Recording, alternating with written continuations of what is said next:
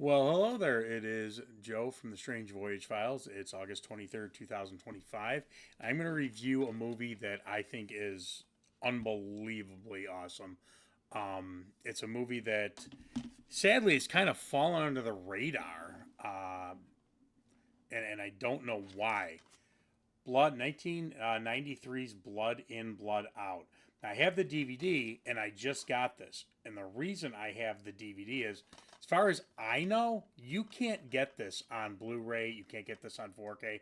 It hasn't been released from what I've seen, which is an absolute crime because this movie is phenomenal.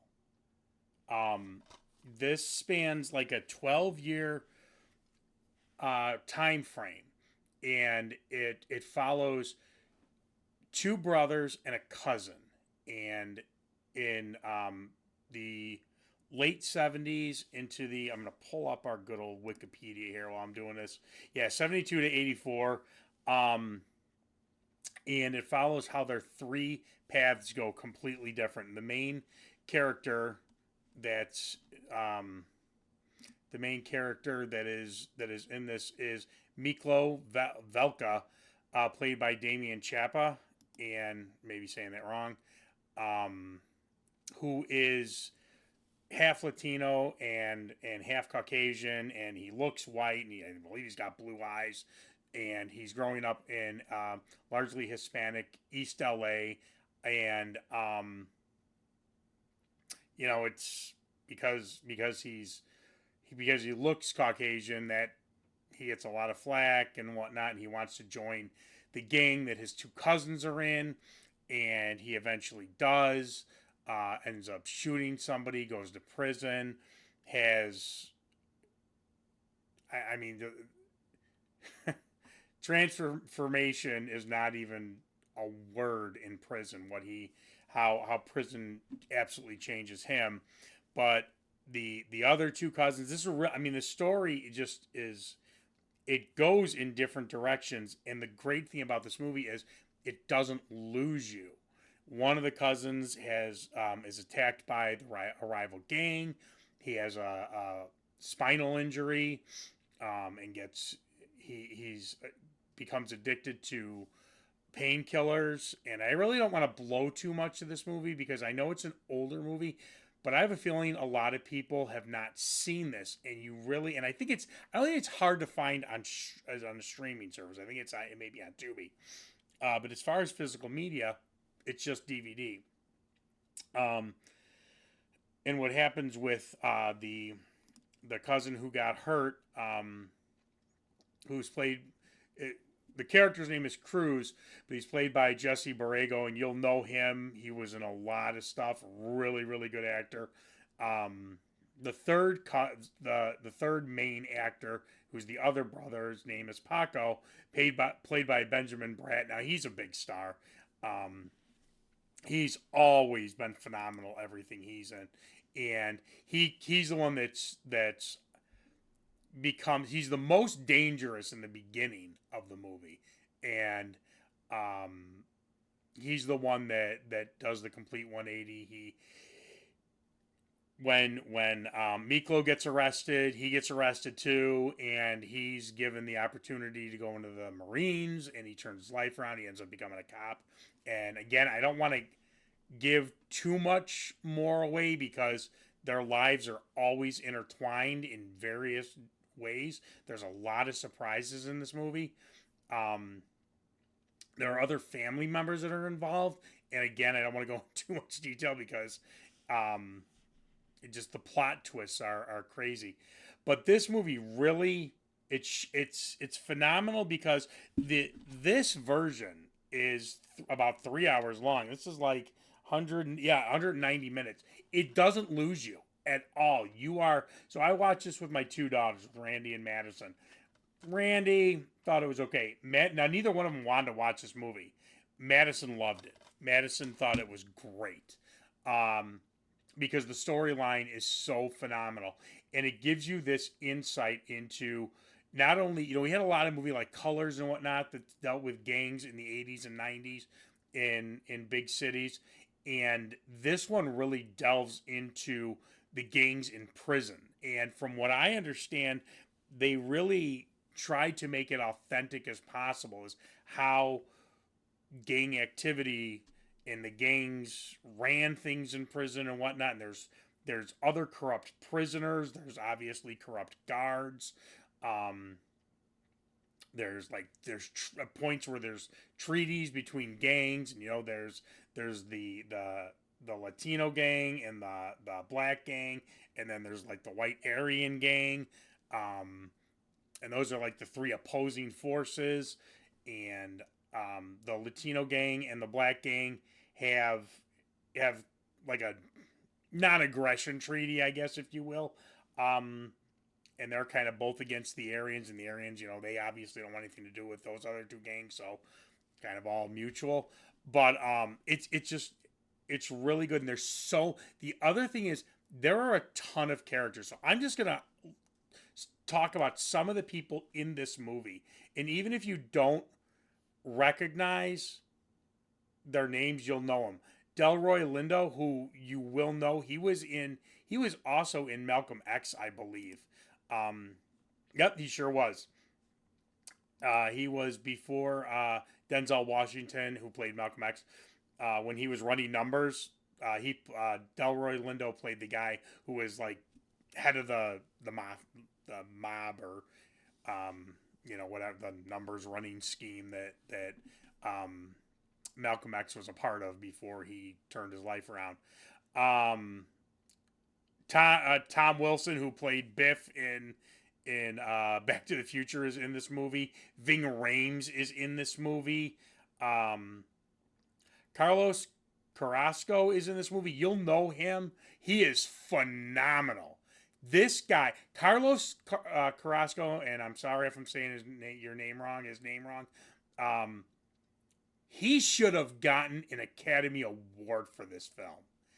He plays this psycho that Miklo meets in prison named Popeye. And this guy is like almost you believe he has multi personalities. He he did such an unbelievable job with this Popeye character. He truly should have won an Academy Award. So Carlos, if you ever do watch this, hey man, there's at least somebody out there that really appreciates the role that you played in this movie. You were unbelievable. Billy Bob Thornton is in this movie as one of the what in the White Aryan gang, and of course he's just a piece of garbage in this movie. Tom I may be saying his wrong. I think he was the leader of the White Aryan gang. He plays Red Rider. Um, oh God, Teddy Wilson. Oh my God, he was in this. Yeah, he was. He plays like he's an he's older in this movie, and he's in the BGA is the Black Gang, and he's in it. And I can't give much away, but he plays an older member in the BGA gang, and you'll know him. And he was awesome. He was in so many like sitcoms in the 70s and 80s. Um, the second you see him, you'll know him. He's the type of guy that once you see him, he brings a smile to your face because he was always so funny in everything he did. Let's see here. Who else? Raymond Cruz is in this. You'll recognize him. He's in Breaking Bad and Better Call Saul. You'll know. I never saw either one of those, so I don't really know him from that. But that's probably where most people will know Raymond Cruz from. Phenomenal in this movie, and I'm saving the best for last. I'm saving the guy who is like my hero. I just want to see who's Richard Mazer. Yeah, he's a prison librarian. You'll know him. He's in One Day at a Time. He played a lot of stuff in the 70s and 80s. Trying to see who else. Yeah, the big one though, man, and it's just kind of a bit role. It's a background role, but the god, the man that everybody loves. When I said that Teddy Wilson brings a smile to your face, which he does, this guy really brings a smile to everyone's face. And it's so ironic because he almost always played the meanest, most terrible thug in existence. And he does that in this movie. But the most, in my opinion, one of the most beloved people in Hollywood, Danny Trejo, is in this movie. And again, it's a smaller role. It is more, it's pretty much a background player. He's part of this council of La Onda, which is the um, Latino gang in um, in prison. But he's also a soldier. He's really or enforcer. So he doesn't. But he doesn't have a really big role. I mean, Billy Bob Thornton doesn't have a really big role. He was not a big star at this point in time. So there's what I'm getting at. There's so many people that you are going to recognize in this movie, and that's only a few of them. There's a bunch of people that I didn't talk about who you'll go, oh man, I know that person. I know that person. I know that person. And you can tell they gave 150%. There are so many twists and turns with all three of the main characters' lives, and again, some of the times their lives intertwine, and some of the time they are completely on their own. They're completely doing their own thing, and this movie works. It just does not ever lose your attention. I mean, this is a drama and an action movie rolled into one. I mean, and it is really, really, really intense. Um, I highly recommend. I don't know why it's a crime that we do not at least have this thing on Blu-ray. And I search for it. And if I'm wrong, let me know. Put it in the comments. Because I just bought this like in June or July. So if I somehow missed it, because I searched and I did not, I would have. Anything. Put it to you this way: anything that I'm buying on physical media, I want it at least on Blu-ray at this point in time. So if I'm buying stuff on DVD, then that means it doesn't exist on Blu-ray at all or 4K. And it is a crime that this movie is not a 4K or a Blu-ray. Acting is phenomenal. The plot is gonna keep you. If you are into this type of movie, if you're into um, crime dramas, if you will. And again, we had this in the late 80s and in through the 90s. We had a lot of these movies that told the tale of the inner city. You had this, you had, like I said, you had Colors, you had like New Jack City, you had oh my god, drawing 1,000 blanks here. This is this is what happens. This is what happens when you get old. What's the movie that Ice Cube's in? It's on the. Oh my god, you guys know what I'm talking about. I can't think of it right now. Holy god. The movie I pulled Boys in the Hood. My god. Thank you. Boys in the Hood. I finally found it. So we had this stream of movies that really shined a light on what was going on in inner cities. A lot of them were based. In fact, the vast majority, I believe, are based in L.A., East L.A. And they were extremely, extremely popular. Boys in the Hood is probably the most popular out of all of them. But I'm telling you, this one is right up there with it. Boys in the Hood is phenomenal, but this is just as good. Actually, I don't know. No, this is better. I like this one better. This may be my all-time favorite of that genre of movie.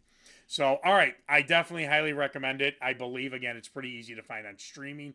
If not, this DVD was not too expensive, if I remember correctly. So, I highly recommend it. I hope that we get